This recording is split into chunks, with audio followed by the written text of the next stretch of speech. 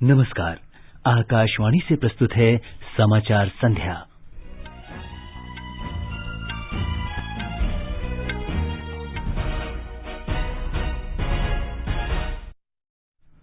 प्रधानमंत्री नरेंद्र मोदी कल grand challenges की वार्षिक बैठक के उद्घाटन सत्र में वीडियो कॉन्फ्रेंस के माध्यम से मुख्य भाषण देंगे। देश में कोविड-19 से स्वस्थ होने वालों की दर 88% से अधिक हुई। स्वास्थ्य मंत्री डॉक्टर हर्षवर्धन ने कहा, देश में मेडिकल ऑक्सीजन की कमी नहीं। पर्यावरण मंत्री प्रकाश जावड़ेकर ने वायु प्रदूषण कम करने में लोगों के सहयोग के महत्व पर बल दिया। सुपरसोनिक क्रूज मिसाइल ब्रह्मोस का भारतीय नौसेना के विध्वंसक पोत INS चेन्नई से सफल परीक्षण किया गया। और आईपीएल क्रिकेट में कोलकाता नाइट राइडर्स ने सुपर ओवर में सनराइजर्स हैदराबाद को हराया। एक अन्य मुकाबले में दुबई में मुंबई इंडियंस का सामना किंग्स 11 पंजाब से हो रहा है।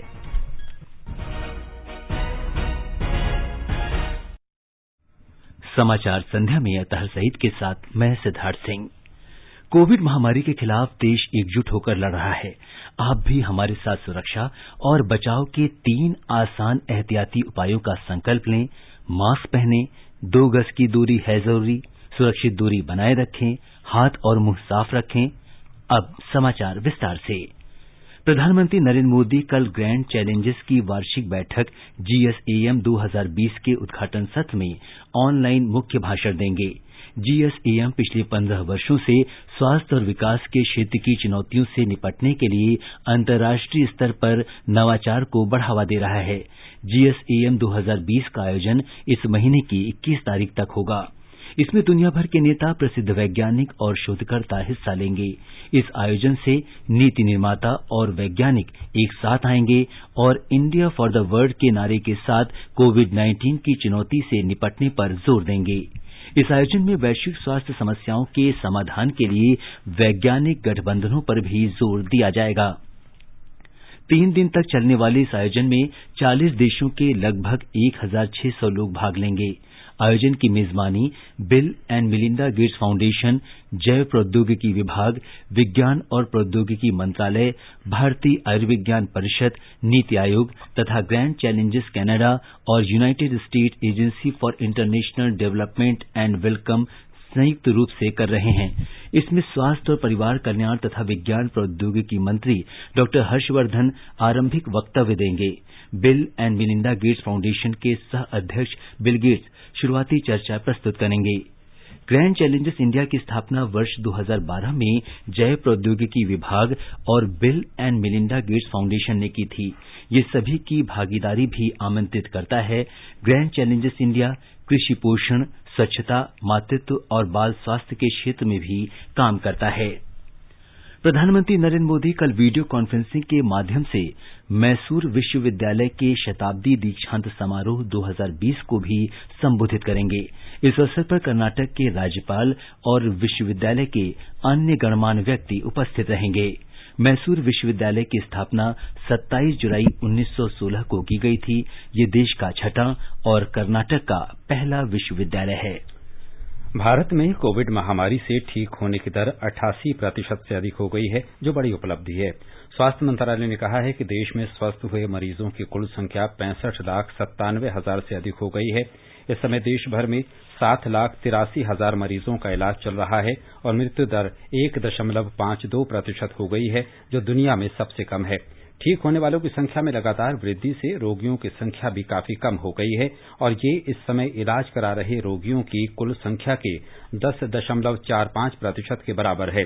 पिछले 24 घंटे में 72,000 से अधिक रोगी कोविड महामारी से स्वस्थ हुए हैं और 61,871 नए मरीज सामने आए हैं। देश भर में कुल संक्रमित व्यक्तियों की संख्या 74 लाख से अधिक हो गई है। स्वास्थ्य मंत्रालय ने कहा है कि पिछले 24 घंटे में 1033 रोगी इस महामारी का शिकार हुए हैं, जिससे देश भर में अब तक कोविड से मरने वालों की कुल संख्या 1,14,031 हो गई है। भारतीय आयुर्विज्ञान अनुसंधान परिषद के अनुसार पिछले 24 घंटे में देश भर में कोविड नमूनों की 9,70,000 से अधिक जांच की गई। अब तक देश में कुल 9 करोड़ 42 लाख नमूनों की जांच हो चुकी है। स्वास्थ्य मंत्री डॉक्टर हर्षवर्धन ने कहा है कि देश में मेडिकल ऑक्सीजन की कोई कमी नहीं है। उन्होंने ये बात आज रविवार संवाद की छठी कड़ी में सोशल मीडिया पर पूछे गए प्रश्नों के उत्तर देते हुए कही। डॉक्टर हर्षवर्धन ने कहा कि इस समय देश में प्रतिदिन लगभग 6,400 टन ऑक्सीजन का उत्पादन किया जा रहा है। उन्होंने कहा कि सरकार कोविड महामारी के कारण बढ़ती मांग को देखते हुए उत्पादन क्षमता बढ़ाने के लिए तैयार है। उन्होंने कहा कि गृह मंत्रालय द्वारा गठित अधिकार प्राप्त समूह पूरे देश में मेडिकल ऑक्सीजन की जरूरत की निगरानी कर रहा है। The oxygen production capacity of India is around 6,400 metric tons per day, and the government is ready to scale up the production capacity in order to meet any further increase in demand arising due to the pandemic. So far, we have delivered 1,02,400 medical oxygen cylinders to states and UTs. Doctor Harshvardhan ने कहा कि राष्ट्रीय औषधि मूल्य निर्धारण प्राधिकरण ने liquid medical oxygen की कीमतें निर्धारित कर दी हैं। केंद्रीय मंत्री ने कहा कि स्वास्थ्य मंत्रालय ने 33 राज्यों और केंद्र शासित प्रदेशों को कोविड पैकेज के दूसरे चरण के तहत 1,352 करोड़ रुपए जारी किए हैं। उन्होंने कहा कि ये राशि अगस्त, सितंबर और अक्टूबर में 3 किस्तों में जारी की गई। उत्तर प्रदेश में लॉकडाउन के बाद 9वीं और 12वीं कक्षा के विद्यार्थियों के लिए कल से स्कूल खुलने की सभी तैयारियां पूरी कर ली गई हैं। राज्य सरकार ने इस संबंध में मानक संचालन प्रक्रिया के लिए दिशा निर्देश पहले ही जारी कर दिए हैं और स्कूल अधिकारियों से कोविड मानकों का सख्ती से अनुपालन कराने को कहा है। ब्यौरा हमारे संवाददाता से। कोरोना के कारण 7 महीने से अधिक की बंदी के बाद स्कूल फिर से खुलेंगे और 2 पालियों में कक्षाओं को फिर से शुरू करने की तैयारी है। कक्षाओं की क्षमता के सिर्फ 50% छात्रों को ही रोस्टर के आधार पर बुलाया जाएगा। निर्धारित गाइडलाइंस के अनुसार कक्षा 9 और 10 की कक्षाएं पहली पाली में और कक्षा 11 और 12 की कक्षाएं दूसरी पाली में लगेंगी। छात्रों को स्कूल आने के लिए अपने माता पिता या अभिभावक की लिखित अनुमति अनिवार्य होगी। किसी को भी स्कूल आने के लिए बाध्य नहीं किया जाएगा। स्कूलों को कोविड-19 के मानकों का कड़ाई से पालन करना होगा। स्कूल खुलने से पहले और प्रत्येक पाली के बाद स्कूल और कक्षाओं को विसंक्रमित करना जरूरी होगा। छात्रों को स्कूल लाने ले जाने वाली बसों और अन्य वाहनों को बेहतर ढंग से विसंक्रमित करने की व्यवस्था जरूरी रहेगी। MS यादव, आकाशवाणी समाचार, लखनऊ। उत्तराखंड के मुख्यमंत्री त्रिवेंद्र सिंह रावत ने आज कोरोना विनर्स के लिए आयोजित वॉकथॉन और बैडमिंटन स्पर्धा का शुभारंभ किया। हमारी संवाददाता ने बताया है कि समाज में कोविड-19 से लड़ाई के जज्बे को बढ़ाने के लिए श्री रावत की पहल पर मुख्यमंत्री आवास पर कोरोना वॉरियर से विनर कार्यक्रम प्रारंभ किया गया है। मुख्यमंत्री त्रिवेंद्र सिंह रावत ने कहा है कि आज पूरा विश्व कोरोना संक्रमण से जूझ रहा है। हालांकि प्रदेश में कोरोना संक्रमण की दर में कमी आई है, लेकिन हम सभी को अभी और अधिक सावधान और सतर्क रहने की आवश्यकता है। मुख्यमंत्री ने कहा कि स्वास्थ्य पर कोरोना के अनेक दुष्प्रभाव देखने को मिल रहे हैं। हम सभी एकजुट होकर ही इससे लड़ाई में जीत सकते हैं। विशेष तौर पर त्योहारों के समय हमें मास्क का प्रयोग और 2 गज की दूरी का सामाजिक नियम पालन करना है। मुख्यमंत्री ने कहा कि पहले कोरोना से ठीक हुए लोगों के मनोबल को बढ़ाने की आवश्यकता महसूस की जाती थी, लेकिन अब यही कोरोना विनर्स कोरोना से लड़ाई में हम सभी का हौसला बढ़ा रहे हैं। कोरोना विनर्स के लिए आयोजित इन कार्यक्रमों से निश्चित रूप से समाज में कोविड-19 को लेकर और अधिक जागरूकता आएगी और हम सभी को ये समझना होगा कि जब तक दवाई नहीं तब तक ढिलाई नहीं। राघवेश पांडे के साथ देहरादून से मैं चंद्रिका जोशी। मदुरै रेल डिवीजन ने नवरात्रि और दीपावली के त्योहार को ध्यान में रखते हुए यात्रा के दौरान कोविड से बचाव के प्रति लोगों को जागरूक बनाने के लिए माइम प्रस्तुति का सहारा ले रहा है। आज तिरुनेलवेली रेल जंक्शन में पारंपरिक देसी ढोल बजाकर माइम प्रस्तुति दी। इसके जरिए लोगों को हाथ धोने और मास्क पहनने के सही तरीकों तथा इस्तेमाल के बाद मास्क को नष्ट करने के सही तरीकों की जानकारी दी गई। मुंबई में पिछले 7 महीनों से बंद मोनो रेल सेवा फिर से शुरू हो गई है। इस बीच शहर में मेट्रो रेल की सेवाएं भी कल से बहाल हो रही हैं। इससे रोजाना यात्रा करने वाले लोगों को काफी हद तक राहत मिलेगी। उपनगरीय रेल सेवाएं बंद होने की वजह से लोगों को काफी परेशानी हो रही थी। दोनों ही रेल सेवाओं को कोविड-19 मानक संचालन प्रक्रिया के अनुरूप चरणबद्ध तरीके से चलाया जाएगा। मुंबई में आज से मोनोरेल का परिचालन शुरू हुआ है। वहीं दूसरी ओर कल से मुंबई में मेट्रो रेलवे सेवा चरणबद्ध तरीके से बहाल हो जाएगी। शुरू में मोनोरेल सुबह 7 से दोपहर करीब 11:30 और शाम को 4 बजे से रात 9:30 बजे तक 2 सत्रों में चलाई जा रही है। इसके लिए कोरोना प्रतिबंधक सभी उपायों पर अमल किया जा रहा है और रेलवे स्थानकों की सफाई की जा रही है। मास्क परिधान करना अनिवार्य है तथा सुरक्षित दूरी के नियमों का पालन करने का यात्रियों से अनुरोध किया जा रहा है। मोनोरेल के कर्मी इसे अमल में लाने के लिए पूरी तरह से जुटे हैं। दूसरी तरफ मुंबई में कल से मेट्रो रेल शुरू होने जा रही है। मेट्रो रेलवे की गाड़ियों में सुरक्षित अंतर का पालन करने के लिए यात्रियों की संख्या मर्यादित होगी तथा पहले चरण में सेवाओं की संख्या भी कम होगी। शरीर के तापमान की जांच समेत अन्य स्वास्थ्य संबंधी जांच में स्वस्थ पाए जाने वाले यात्रियों को ही प्रवेश दिया जाएगा। मोनो और मेट्रो दोनों सेवाओं के लिए संपर्क रहित टिकट मुहैया करने के प्रयास जारी है। पिछले कई दिनों से यातायात संबंधी परेशानी का सामना करने वाले मुंबई के आम नागरिकों को इन दोनों सेवाओं की बहाली से कुछ हद तक राहत मिलने की उम्मीद है। शैलेश पाटिल, आकाशवाणी समाचार, मुंबई। केरल में आज कोरोना संक्रमित मरीजों की तुलना में ठीक होने वाले लोगों की संख्या में वृद्धि होने की खबर है। राज्य में 7,631 कोरोना संक्रमण के नए मामलों की पुष्टि हुई। वहीं 8,410 रोगी कोरोना से मुक्त हुए हैं। कुल सक्रिय मामलों की संख्या 95,200 है। दिल्ली में पिछले 24 घंटे में कोरोना वायरस के 3,299 नए मरीजों की पुष्टि हुई है। अब राजधानी में कोविड मरीजों की कुल संख्या 3,31,000 से अधिक हो गई है। अब तक 3,01,000 से अधिक लोग स्वस्थ हो चुके हैं। पिछले 24 घंटे में 2,863 लोग स्वस्थ हुए और 28 लोगों की मौत हुई, जिन्हें मिलाकर राष्ट्रीय राजधानी में मृतकों की संख्या 6,009 हो गई है। पूर्व क्रिकेट खिलाड़ी गोपाल शर्मा ने कोरोना संक्रमण के फैलाव को रोकने के लिए लोगों से कोविड के मानकों तथा उचित सुरक्षित दूरी बनाए रखने की अपील की है।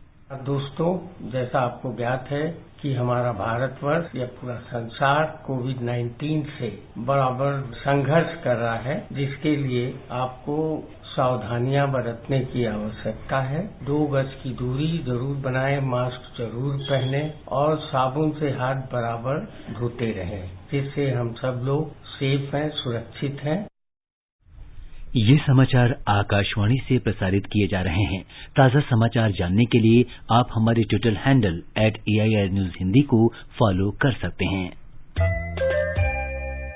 अरे भाई, सुना तुमने? अरे इस मुश्किल समय में सरकार ने हम कामगारों की मदद के लिए एक और बड़ा कदम उठाया है। कौन सा कदम? पात्रता के नियमों में छूट के साथ ESIC ने अटल बीमित व्यक्ति कल्याण योजना के तहत मिलने वाली राहत राशि को बढ़ाकर दुगना कर दिया है। हाँ, अच्छा। पात्रता की शर्तों को पूरा करने वाले जरूरतमंद बीमित व्यक्ति राहत के लिए ऑनलाइन दावा www.esic.in पर करें। अधिक जानकारी के लिए अपने नजदीकी ESIC शाखा कार्यालय से संपर्क करें या फिर टोल फ्री नंबर 1800-112526 पर कॉल करें।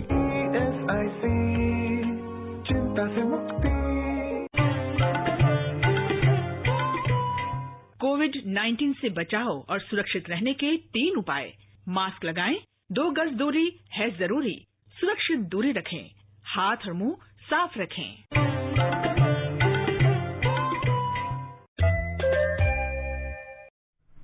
ये आकाशवाणी है। कोविड-19 के बारे में आकाशवाणी समाचार के लाइव फोन इन कार्यक्रम में चिकित्सा विशेषज्ञ डॉक्टर राजेंद्र के धमीजा ने त्योहारों के मौसम में कोरोना वायरस के संक्रमण से निपटने के लिए सुरक्षा उपायों के महत्व पर बल दिया।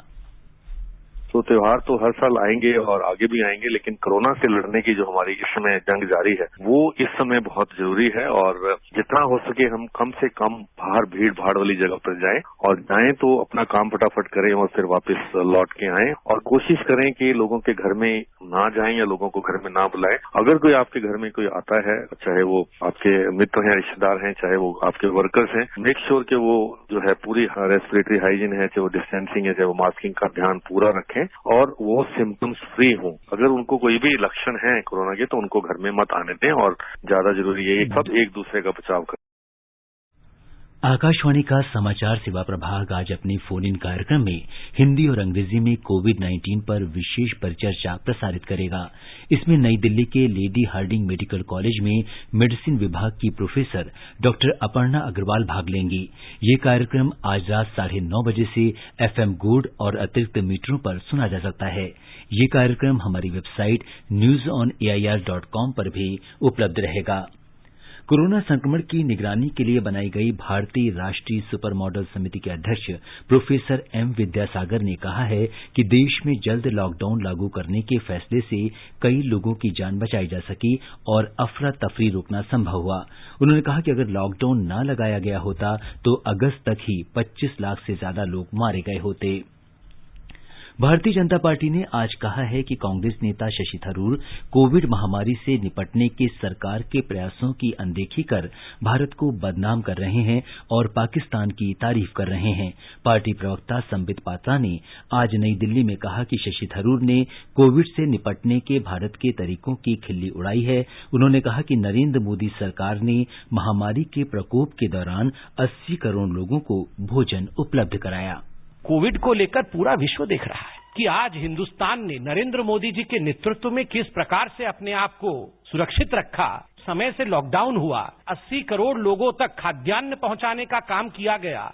Highest recovery and lowest mortality पूरे विश्व में है तो वो हिंदुस्तान में है। उसके बावजूद इस प्रकार का स्टेटमेंट देना कि इंडियन गवर्नमेंट हैज फेल्ड, वह भी लाहौर में। आप सोचिए किस प्रकार की मनस्थिति कांग्रेस पार्टी और शशि थरूर जी की है। केंद्रीय पर्यावरण मंत्री प्रकाश जावड़ेकर ने आज कहा कि सरकार ने वायु प्रदूषण से निपटने के लिए कई कदम उठाए हैं।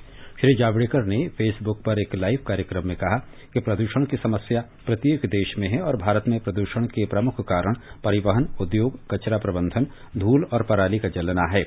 उन्होंने कहा कि प्रदूषण की समस्या एक दिन में नहीं सुलझाई जा सकती और इसके समाधान के लिए सभी क्षेत्रों का सहयोग आवश्यक है।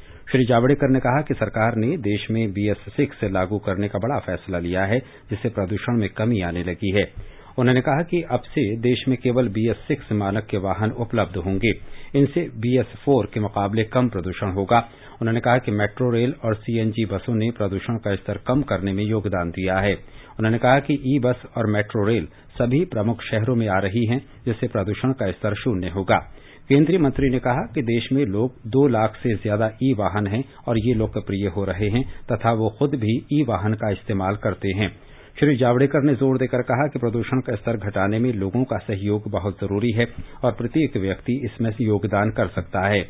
उन्होंने कहा कि जब भी संभव हो लोगों को पैदल चलना चाहिए या साइकिल का इस्तेमाल करना चाहिए।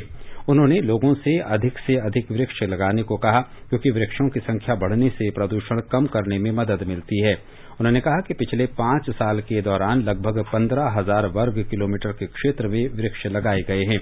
श्री जावड़ेकर ने कहा कि नरेंद्र मोदी सरकार ने वर्ष 2014 में राष्ट्रीय वायु गुणवत्ता सूचकांक की शुरुआत की, जो प्रदूषण की समस्या से निपटने की दिशा में महत्वपूर्ण कदम है। केंद्रीय मंत्री ने लोगों से वायु प्रदूषण के बारे में अद्यतन जानकारी लेने के लिए समीर ऐप डाउनलोड करने को भी कहा। उन्होंने कहा कि ये ऐप देश भर के विभिन्न शहरों में प्रदूषित इलाकों के बारे में जानकारी देता है और घने प्रदूषण वाले क्षेत्र को लाल रंग से प्रदर्शित करता है। श्री जावड़ेकर ने कहा है कि BS6 मानक वाहनों से होने वाले प्रदूषण से निपटने की दिशा में एक क्रांतिकारी कदम है। श्री जावड़ेकर ने एक ट्वीट में कहा कि BS6 ईंधन से डीजल कारों में नाइट्रोजन ऑक्साइड का उत्सर्जन 70% और पेट्रोल कार में 25% कम होता है। दिल्ली के पड़ोसी राज्यों में पराली जलाए जाने से राष्ट्रीय राजधानी की वायु गुणवत्ता चिंताजनक बनी हुई है। दिल्ली की वायु गुणवत्ता आज सुबह खराब श्रेणी में रही। System of air quality and weather forecasting SAFAR के अनुसार राजधानी का समग्र वायु गुणवत्ता सूचकांक 303 दर्ज किया गया। इस बीच पंजाब, हरियाणा और दिल्ली के सीमावर्ती इलाकों के आसपास कल से पराली जलाने में बढ़ोतरी देखी गई है।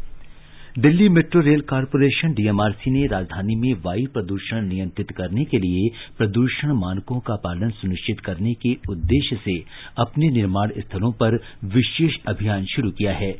इसके तहत प्रदूषण नियंत्रण उपायों के पालन की जांच के लिए निरीक्षणों की संख्या बढ़ाई जा रही है।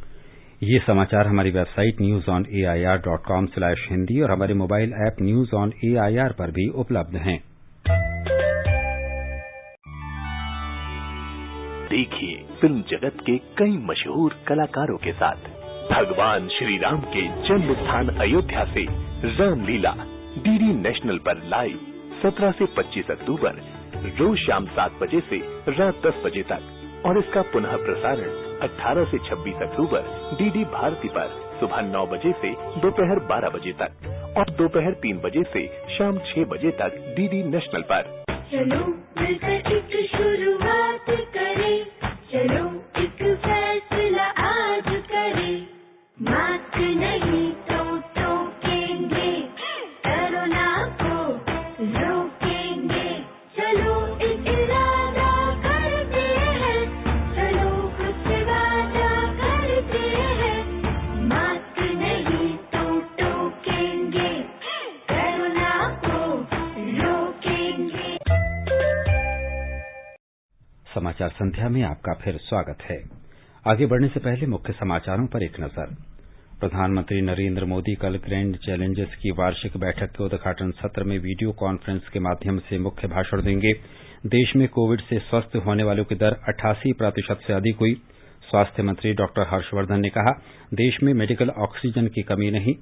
पर्यावरण मंत्री प्रकाश जावड़ेकर ने वायु प्रदूषण कम करने में लोगों के सहयोग के महत्व पर बल दिया। सुपरसोनिक क्रूज मिसाइल ब्रह्मोस का भारतीय नौसेना के विध्वंसक पोत आईएनएस चेन्नई से सफल परीक्षण किया गया। आईपीएल क्रिकेट में कोलकाता नाइट राइडर्स ने सुपर ओवर में सनराइजर्स हैदराबाद को हराया। एक अन्य मुकाबले में दुबई में मुंबई इंडियंस का सामना किंग्स 11 पंजाब से हो रहा है। ध्वनि से अधिक रफ्तार से उड़ान भरने वाली सुपरसोनिक ब्रह्मोस क्रूज मिसाइल का आज भारतीय नौसेना के विध्वंसक पोत आईएनएस चेन्नई से सफल परीक्षण किया गया। परीक्षण के दौरान ब्रह्मोस ने अरब सागर के ठिकाने पर अचूक निशाना लगाया। रक्षा मंत्री राजनाथ सिंह ने इस सफलता के लिए डीआरडीओ, ब्रह्मोस कंपनी और भारतीय नौसेना को शुभकामनाएं दी हैं। विभिन्न प्रकार से काम में लाई जा सकने वाली ब्रह्मोस मिसाइल का डिजाइन, विकास और निर्माण का कार्य भारत और रूस ने मिलकर किया है। बिहार विधानसभा चुनाव के दूसरे चरण की 94 सीटों के लिए नामांकन पत्रों की जांच में 203 को रद्द कर दिया गया है। कुल 1717 उम्मीदवारों ने नामांकन पत्र भरे थे। इनमें से 1514 वैध पाए गए हैं। सर्वाधिक 12 नामांकन पत्र हाजीपुर विधानसभा क्षेत्र में खारिज किए गए हैं। इसके बाद इस विधानसभा सीट पर नामांकनों की संख्या 30 से घटकर 18 रह गई है। सीवान जिले में रघुनाथपुर विधानसभा सीट पर भी कई नामांकन पत्र रद्द किए गए हैं। इसी जिले की दारोली विधानसभा सीट पर सभी 4 नामांकन वैध घोषित किए गए। नाम वापस लेने की कल अंतिम तारीख है। इस चरण का चुनाव 3 नवंबर को होगा। इससे पहले दूसरे चरण के चुनाव के लिए राज्य में चुनाव प्रचार पूरे जोर शोर से चल रहा है। ब्यौरा हमारे संवाददाता से। चुनाव प्रचार में सभी दलों के नेता अपने अधिकृत उम्मीदवारों के लिए समर्थन जुटाने के लिए जनसभाएं कर रहे हैं। जदयू अध्यक्ष और मुख्यमंत्री नीतीश कुमार ने भाजपा के वरिष्ठ नेता सुशील कुमार मोदी और विकासशील इंसान पार्टी के मुकेश सहनी के साथ बक्सर के नावानगर और चौसा में जनसभाएं की। वहीं भोजपुर जिले के जगदीशपुर में एक सभा को संबोधित करते हुए श्री कुमार ने कहा कि यदि इनकी सरकार बनती है तो पलायन रोकने के लिए नई औद्योगिक नीति लाई जाएगी। भाजपा के वरिष्ठ नेता रविशंकर प्रसाद ने चेनारी और कैमूर में एनडीए प्रत्याशियों के पक्ष में रैलियों को संबोधित किया। उन्होंने आरोप लगाया कि 15 साल के राजद के शासनकाल में बिहार की क्या दुर्गति थी सभी ने देखा है। राष्ट्रीय जनता दल के नेता और महागठबंधन के मुख्यमंत्री पद के उम्मीदवार तेजस्वी प्रसाद यादव ने कहा कि उनके गठबंधन का फोकस युवाओं को रोजगार दिलाने पर है। श्री यादव ने शेखपुरा, जमुई, सूर्यगढ़ा और मोकामा में जनसभाओं को संबोधित किया। इधर राष्ट्रीय लोक समता पार्टी के प्रमुख उपेंद्र कुशवाहा, सीपीआई माले के महासचिव दीपांकर भट्टाचार्य और जन अधिकार पार्टी के पप्पू यादव ने कई स्थानों पर जनसंपर्क अभियान चलाया। धर्मेंद्र कुमार राय, आकाशवाणी समाचार, पटना। गृह मंत्री अमित शाह ने कहा है कि बिहार विधानसभा चुनाव में अगर भारतीय जनता पार्टी को जनता दल यूनाइटेड से अधिक सीटें मिलती हैं तो भी नीतीश कुमार ही राज्य के अगले मुख्यमंत्री होंगे। उन्होंने एक टीवी चैनल से बातचीत में कहा कि भाजपा ने नीतीश कुमार को मुख्यमंत्री बनाने की सार्वजनिक रूप से पहले ही घोषणा कर दी थी। मैं आज फिर से दोहराना चाहता हूं कि चुनाव बिहार में श्री नीतीश कुमार के नेतृत्व में लड़ा जा रहा है और नरेंद्र मोदी जी एनडीए के सर्वमान्य प्रमुख नेता हैं, उनके नेतृत्व में लड़ा जा रहा है। तो जो कुछ भी भ्रांतियां फैलाने का प्रयास कर रहा है, मैं आज इस पर बड़ा फुल स्टॉप लगाना चाहता हूं। नीतीश कुमार ही बिहार के अगले मुख्यमंत्री हों। इस बीच लोक जनशक्ति पार्टी अध्यक्ष चिराग पासवान ने आज दोहराया कि बिहार विधानसभा चुनावों में उनकी पार्टी भारतीय जनता पार्टी का समर्थन करेगी, लेकिन श्री नीतीश कुमार के नेतृत्व वाले जनता दल यूनाइटेड के साथ नहीं जाएगी। उन्होंने आज पटना में कहा कि एलजेपी प्रधानमंत्री नरेंद्र मोदी के दृष्टिकोण के प्रति कटिबद्ध है। छत्तीसगढ़ में मरवाही विधानसभा क्षेत्र के उपचुनाव में नामांकन पत्रों की जांच के बाद अब 13 उम्मीदवार चुनाव मैदान में रह गए हैं। नामांकन पत्र वापस लेने का कल आखिरी दिन है। शंघाई सहयोग संगठन एससीओ के एजेंडे में भारत रचनात्मक भूमिका निभा रहा है। चीन में भारत के राजदूत विक्रम मिस्त्री ने आज कहा कि बीजिंग में एससीओ के सभी सदस्य देशों के अधिकारियों ने योग सत्र में हिस्सा लिया। उन्होंने आर्थिक और व्यापार, स्टार्टअप, स्वास्थ्य देखभाल, विज्ञान और प्रौद्योगिकी तथा संस्कृति के क्षेत्र में भारत द्वारा प्रस्तावित पहल का समर्थन करने के लिए एससीओ सदस्य देशों को धन्यवाद दिया। जम्मू कश्मीर में 2 दिनों तक चलने वाला शरद ऋतु महोत्सव आज संपन्न हो गया। इसका आयोजन कश्मीर पर्यटन निदेशालय द्वारा किया गया था। उपराज्यपाल के सलाहकार बशीर अहमद खान ने इस अवसर पर पहलगाम के लिड्डर वैली गोल्फ कोर्स में गोल्फ टूर्नामेंट की शुरुआत की। इस प्रतियोगिता में जम्मू कश्मीर के अलावा बाहर से भी करीब 80 गोल्फ खिलाड़ियों ने भाग लिया।